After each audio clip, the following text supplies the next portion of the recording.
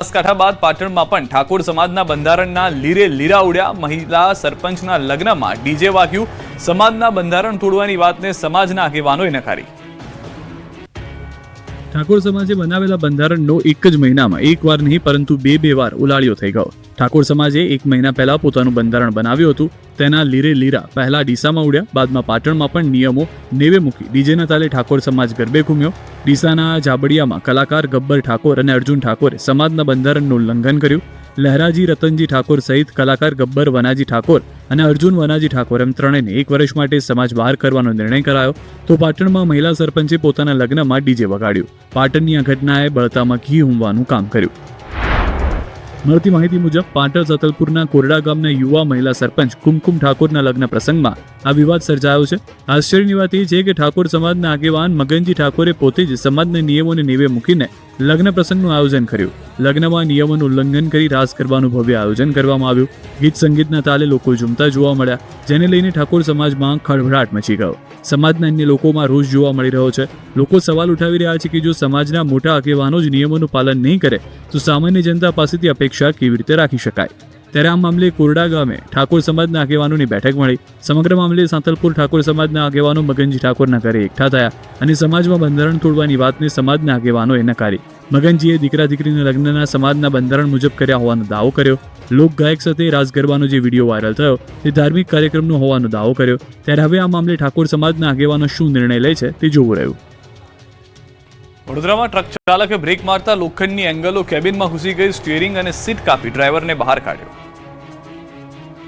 આગળ જતી કારને બચાવવા જતા ટ્રકે બ્રેક મારી અને લોખંડી એંગલો કેબિનમાં ઘૂસી ગઈ. વિચલિત કરી નાખે તેવા દ્રશ્યો વડોદરાના છે. વડોદરા શહેર પાસેથી પસાર થતા નેશનલ હાઈવે 48માં આવેલા દેણા બ્રિજ પર ટ્રક ચાલક આગળ જતી કાર ચાલકને બચાવવા જતા બ્રેક મારી. ટ્રકના પાછળના ભાગમાં રહેલ લોખંડની એંગલો કેબિનમાં આવી જતા ડ્રાઈવર ફસાઈ ગયો. સુરતથી અમદાવાદ જતા દેણા બ્રિજ પર ટ્રકનો ડ્રાઈવરનો સદનસીબે જીવ બચી ગયો, પરંતુ કેબિનમાં એવી ફસાઈ ગયો કે ફાયરની ટીમને પહોંચવું પડ્યું. ફાયરની ટીમે ઘટના સ્થળે પહોંચી રેસ્ક્યુ ઓપરેશન હાથ ધર્યું. 1 કલાકની ભારે જહેમત બાદ ટ્રક ચાલકને સીટ અને સ્ટીયરિંગ કાપી બહાર કાઢવામાં આવ્યો. ડ્રાઈવરને બહાર કાઢવા માટે મિની ક્રેનની પણ મદદ લેવાઈ. ઇજાગ્રસ્ત ટ્રક ચાલકને તાત્કાલિક હોસ્પિટલ ખસેડવામાં આવ્યો. અમદાવાદમાં ફરી એકવાર જોવા મળ્યો રફતારનો કહેર. વાસણા વિસ્તારમાં આવેલા ચંદ્રનગર બીઆરટીએસ ટ્રેકમાં જોરદાર અકસ્માત થયો. બીઆરટીએસ ટ્રેકમાં બેફામ સ્પીડે વાછરડા ભરેલી ગાડી લઈને જતા કાર ચાલકે અકસ્માત સર્જ્યો, જેમાં બીઆરટીએસ ટ્રેકના દરવાજા, લાઇટના પોલ તેમજ ડિવાઈડર સહિતની જગ્યાઓને નુકસાન થયું. અકસ્માત બાદ કાર ઊભી રહી ગઈ હતી અને એરબેગ ખુલી ગઈ હતી, જેમાં કારમાંથી 3 શખ્સ ભાગી ગયા હતા. જ્યારે એક વ્યક્તિને સ્થાનિક લોકોએ ઝડપી પાડ્યો. લોકોએ કારમાં જોતા તેમાં વાછરડા ભરેલા હતા, જેથી તાત્કાલિક પોલીસને જાણ કરી અને પોલીસે ઘટના સ્થળે પહોંચી અકસ્માતનો અવાજ આવતાની સાથે સ્થાનિકો દોડી આવ્યા. કારમાં જોતા ખૂબ જ ખરાબ હાલતમાં 4 જેટલા વાછરડા ખીચોખીચ રીતે ભરી રાખવામાં આવ્યા હતા. ધોળકા વિસ્તારથી આવી રહેલી કારમાં 4 ગૌવંશની ગેરકાયદેસર તસ્કરી કરવામાં આવી રહી હતી. કારના ડ્રાઈવરનું નામ મકબૂલ હોવાનું સામે આવ્યું. અમદાવાદમાં બેફામ દોડતી બીઆરટીએસ બ્રિજના પિલ્લરમાં અથડાઈ. કટરથી પતરા કાપી ડ્રાઈવરને બહાર કાઢ્યો.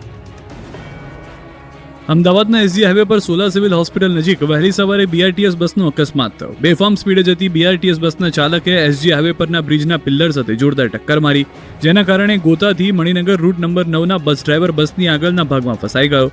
ફાયર બ્રિગેડની ટીમને જાણ કરવામાં આવતા ફાયરની ટીમ 1 કલાકની ભારે જહેમત બાદ ડ્રાઈવરને સહી સલામત બહાર કાઢવામાં સફળ રહી.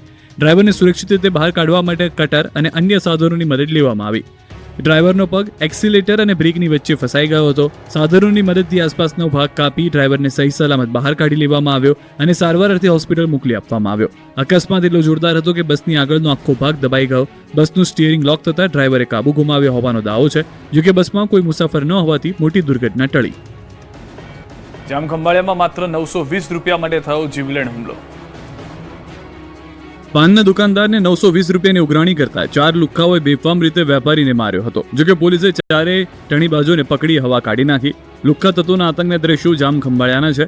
અહીં પાનના વેપારીએ લુખ્ખા પાસે બાકી 920 રૂપિયાની ઉઘરાણી કરી હતી. ત્યારે લુખ્ખા તત્વો ગુસ્સે ભરાયા અને વેપારી કંઈ સમજે તે પહેલા જ દુકાનમાં ઘૂસીને માર માર્યો. દ્રશ્યોમાં જોઈ શકાય છે કે વેપારી દુકાનની અંદર ખુરશીમાં બેઠો છે, ત્યારે એક શખ્સ દુકાનના થડા પર ઉભો રહી યુવાનને મારે છે. જ્યારે 2 ટપોરીઓએ વેપારીનો પગ પકડી રાખે છે અને એક વ્યક્તિ મારે છે. ઢોર માર મારી લોહી લુહાણ કરી નાખ્યો હતો. આ અંગેની ફરિયાદ કરતા પોલીસે 4 આરોપીઓને પકડી સરઘસ કાઢ્યું હતું. વરઘોડો કાઢી લુખ્ખાઓની હવા કાઢી હતી. જનતાના કામ કરવા બદલે વિસાવદર નગરપાલિકાના ચીફ ઓફિસર અને ભાજપ ઉપપ્રમુખ વચ્ચે ઝપાઝપી થઈ. ગાળાગાળી પર ઉતરી આવ્યા. ભારતીય છરી. હા સાચી ગોપી સર પત્રકાર છરી મારવાની વાત કર. જોવો તો ખરા ચાનો ન્યાય છે. જોવો તો ખરા તમે છરી હાથમાં લીધી છરી. જોવો તો ખરા. બે પૈસામાં વેચાઈ ગયો તમે હું છો? તમે હું છો? એક પણ પૈસો કરી ના ના એમના લાવ્યા તમે અહીંયા. જનતાના કામ કરવાની બદલે નગરપાલિકાની ચીફ ઓફિસર અને ભાજપના ઉપપ્રમુખ વચ્ચે કંઈક આ પ્રકારે જામી પડી. પદાધિકારીઓ વચ્ચે ખુલ્લેઆમ ઝઘડો થયો. જૂનાગઢ જિલ્લાની વિસાવદર નગરપાલિકામાં વહીવટીતંત્ર અને ચૂંટાયેલા પ્રતિનિધિઓ વચ્ચેના ગજગ્રાહે હિંસક સ્વરૂપ ધારણ કર્યું. ભાજપ શાસિત આ નગરપાલિકામાં ચીફ ઓફિસર પી.જે. વઘાસિયા અને નગરપાલિકાના ઉપપ્રમુખ રમેશ ભાંગરોળિયા વચ્ચે ઉગ્ર બોલાચાલી બાદ ઝપાઝપી થતા ચકચાર મચી ગઈ. છેલ્લા કેટલાક સમયથી શહેરના વિકાસના કામોના આયોજન અને અમલીકરણ બાબતે અધિકારી અને પદાધિકારીઓ વચ્ચે મતભેદો ચાલી રહ્યા હતા. આ મામલે રજૂઆત કરવા ગયેલા ઉપપ્રમુખ અને અન્ય સભ્યો સાથે ચીફ ઓફિસરની ચેમ્બરમાં ચર્ચા ચાલી રહી હતી, જે દરમિયાન મામલો બિચક્યો. શહેરના પ્રાથમિક પ્રશ્નોના નિકાલમાં વિલંબ થતો હોવાના આક્ષેપ સાથે સભ્યો રોષે ભરાયા. આ આખી ઘટનામાં બંને પક્ષો એકબીજા પર ગંભીર આક્ષેપ કર્યા. Chief officer પી.જે. વઘાસિયાએ આવેશમાં આવીને તેઓને છરી બતાવી ડરાવવાનો પ્રયાસ કર્યો. આ બગડાટી બાદ બંને પક્ષો વિસાવદર પોલીસ સ્ટેશને પહોંચ્યા. ચીફ ઓફિસર અને ઉપપ્રમુખે એકબીજા વિરુદ્ધ લેખિતમાં ફરિયાદ કરવા અરજી આપી છે. સુરતના સંવેદનશીલ એરિયામાં પોલીસે ત્રીજી આંખથી કર્યું કોમ્બિંગ. 78 શંકાસ્પદોમાંથી 12ની અટકાયત કરી. સુરતના ભિસ્તાન પોલીસ સ્ટેશન વિસ્તારમાં કાયદો અને વ્યવસ્થા જાળવી રાખવા માટે પોલીસે એક સુઆયોજિત કોમ્બિંગ ઓપરેશન હાથ ધર્યું. આ ઓપરેશનમાં ટેકનોલોજી અને માનવબળનો સમન્વય જોવા મળ્યો. પોલીસની ટીમો જ્યારે જમીન પર 100થી વધુ પ્લાસ્ટિકના ઝૂંપડાઓમાં તપાસ કરી રહી હતી, ત્યારે આકાશમાં ડ્રોન કેમેરા સતત નજર રાખી રહ્યા હતા. આ ડ્રોન સર્વેલન્સનો મુખ્ય હેતુ એ હતો કે ગીચ વિસ્તારમાં તપાસ દરમિયાન કોઈ પણ અસામાજિક તત્વ પોલીસને જોઈ નાસી ન જાય. પોલીસે ખાસ કરીને ભિસ્તાનના સંવેદનશીલ ગણાતા 3 જેટલા મોટા ઝૂંપડપટ્ટી વિસ્તારને ટાર્ગેટ કર્યા. અહીં રહેતા લોકોની ઓળખની ખાતરી કરવા માટે કુલ 78 શંકાસ્પદ ઇસમોને ચેક કરવામાં આવ્યા. આ દરમિયાન પોલીસે ડ્રોન દ્વારા એ પણ સુનિશ્ચિત કર્યું કે ઝૂંપડાઓની આસપાસની ખુલ્લી જગ્યાઓમાં કોઈ ગેરકાયદેસર પ્રવૃત્તિઓ નથી ચાલી રહીને. આ ઓપરેશનમાં 12 પ્રોહિબિશનના બુટલેગરો અને 6 હિસ્ટ્રી શીટરોને શોધીને તેમની હાલની પ્રવૃત્તિઓ અંગે પૂછપરછ કરવામાં આવી. આ ઉપરાંત 4 ટપોરી ગણાતા ઇસમોને પણ ચેક કરવામાં આવ્યા. પોલીસની આ આક્રમકતાને કારણે ગુનેગારોમાં ફફડાટ ફેલાયો. કોમ્બિંગ દરમિયાન 78 શંકાસ્પદ ઇસમોની પૂછપરછ અને ઓળખની ખરાઈ કરાઈ છે. વેરાવળનું મુરલીધર કોમ્પ્લેક્સ તણખલાની માફક બળબડ સળગી ઉઠ્યું. વેરાવળ જૂનાગઢ બાયપાસ પર આવેલા મુરલીધર કોમ્પ્લેક્સ જાણે કોઈ તણખલાની માફક બળબડ સળગી ઉઠ્યું હોય. આખું બિલ્ડિંગ આગને હવાલે થઈ જતા નાસભાગ મચી ગઈ. આ ઘટનાને કારણે સમગ્ર વિસ્તારમાં અફરાતફરી મચી ગઈ. કોમ્પ્લેક્સમાંથી ધુમાડાના ગોટે ગોટા નીકળતા આસપાસના લોકોમાં ભયનો માહોલ સર્જાયો. આગની જાણ થતાં જ વેરાવળ ફાયર બ્રિગેડની ટીમ તાત્કાલિક ઘટના સ્થળે પહોંચી. ફાયર કર્મચારીઓએ ઝડપી કાર્યવાહી કરીને આગને વધુ ફેલાતી અટકાવી હતી. સતત પાણીનો મારો ચલાવી આગને કાબૂમાં લેવામાં આવી હતી, જેના કારણે મોટી દુર્ઘટના ટળી હતી. આગની ઝપેટમાં કોમ્પ્લેક્સ પાસે પાર્ક કરેલું એક 4 વ્હીલર વાહન અને 2 મોટરસાયકલ આવી ગયા. આ વાહનો સંપૂર્ણપણે બળીને ખાખ થઈ ગયા. આગ લાગતા જ કોમ્પ્લેક્સમાં હાજર વેપારીઓ, કર્મચારીઓ અને સ્થાનિક લોકોમાં ભયનો માહોલ સર્જાયો.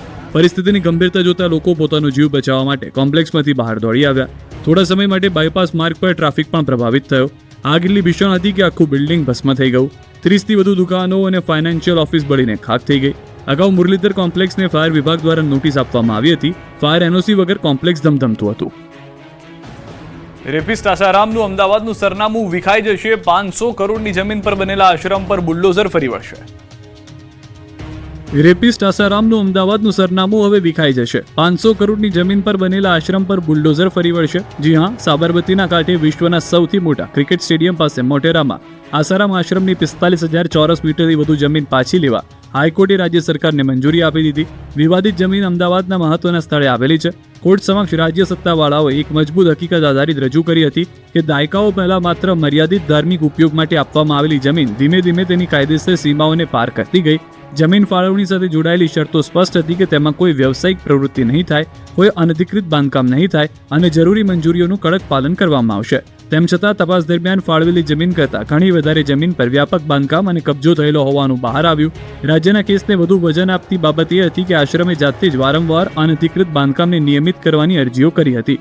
હાઈકોર્ટના ચુકાદા બાદ લાંબા સમયથી કાનૂની ગૂંચવણમાં અટવાયેલી વિશાળ જમીન હવે રાજ્ય સરકારના નિયંત્રણમાં પાછી આવવાની દિશામાં છે. 500 કરોડની જમીન પર બનેલા આસારામ આશ્રમમાં 32 જેટલા ગેરકાયદે બાંધકામ કરવામાં આવેલા છે, જેને દૂર કરવા માટે અમદાવાદ મ્યુનિસિપલ કોર્પોરેશને નોટિસ આપી હતી. કોમનવેલ્થને લઈને નરેન્દ્ર મોદી સ્ટેડિયમ આસપાસ ડેવલપમેન્ટ માટે આસારામ આશ્રમ સહિતના દબાણો દૂર થશે. સરકારે આ 3 આશ્રમ ઉપરાંત 150 જેટલા રહેણાંક મકાનોને પણ નોટિસ ફટકારી હતી. પવનચક્કીના હેવી વાહનથી દ્વારકાના લોકો કંટાળ્યા, કર્યો વિરોધ. દ્વારકા જિલ્લાના ચારબારા ગામે ખેડૂતોએ એકઠા થઈ હોબાળો કર્યો. આક્ષેપ છે કે ચારબારા ગામે વીજ ઉત્પાદન કરતી પવનચક્કીના હેવી વાહનો પસાર થતા નાના એવા ગામના રસ્તાઓ બંધ થઈ ગયા. ગામના સાંકડા રસ્તાઓ પરથી હેવી વાહનો પસાર થતા રસ્તાઓ કલાકો સુધી બંધ થઈ જાય છે, જેને લઈને ગ્રામજનોને મુશ્કેલી પડી રહી છે. આ મામલે ગ્રામજનો અને વીજ ઉત્પાદન કરતી કંપનીના કર્મચારીઓ વચ્ચે થઈ ઉગ્ર બોલાચાલી. જો કે મામલો ઉગ્ર બનતા પોલીસની ટીમ પણ સ્થળ પર પહોંચી, જેમાં કેટલાક દેખાવકારોની પોલીસે અટકાયત કરી હતી. આણંદ જિલ્લા